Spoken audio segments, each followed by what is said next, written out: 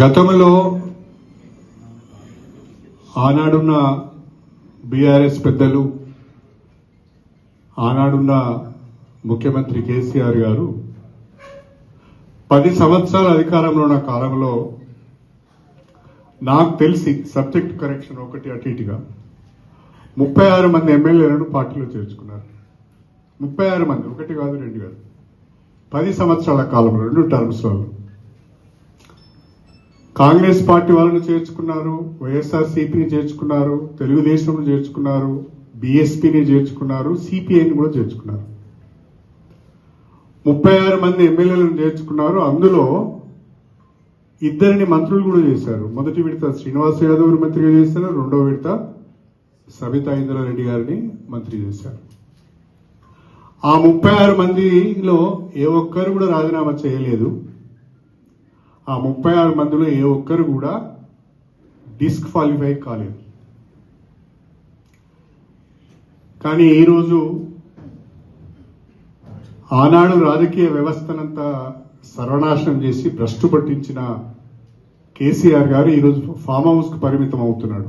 నేను అడుగుతున్న కేసీఆర్ గారిని, అసలు మీరు చెప్పండి కేసీఆర్ గారు, ఆనాడు మీరు పార్టీ ఫిరాయింపులను ప్రోత్సహించి చేర్చుకున్న వాళ్ళందరితో ఎందుకు రాజీనామా చేయించలేదు?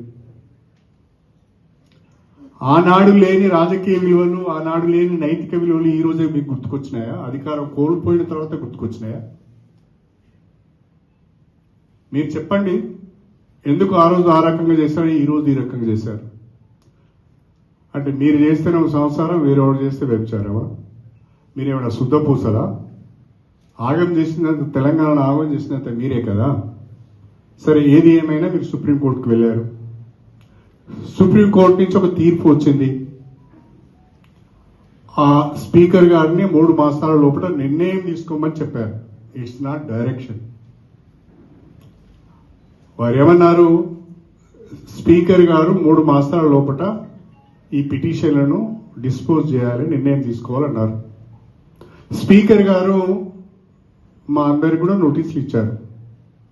నాకు ఆ నోటీసుకు రిప్లై ఇవ్వడానికి నాకు ఇంకా టైం ఉండదు. వారు ఒక్కొక్క ఎమ్మెల్యేకి ఒక్కొక్క రకమైన టైం ఇచ్చారు. వారు ఆ టైం లోపల తప్పకుండా నేను నా రిప్లై ఇస్తాను. కాకపోతే ఏంటి అంటే, మీరు అధికారంలో ఉన్నప్పుడు మీరు ఫిరాయింపులను ప్రోత్సహించినప్పుడు ఒక రకమైన విధానం, ఇప్పుడు ఇంకొక రకమైన విధానం అనే విధంగా మీరు మాట్లాడుతున్నారు. పార్టీ విధానాలు ఎప్పటికీ ఒకే రకంగా ఉండాలి, ఉంటే మంచిది అనేది నా అభిప్రాయం. స్పీకర్ గారి నిర్ణయానికి కట్టుబడి నా భవిష్యత్ ప్రణాళిక ఉంటుంది.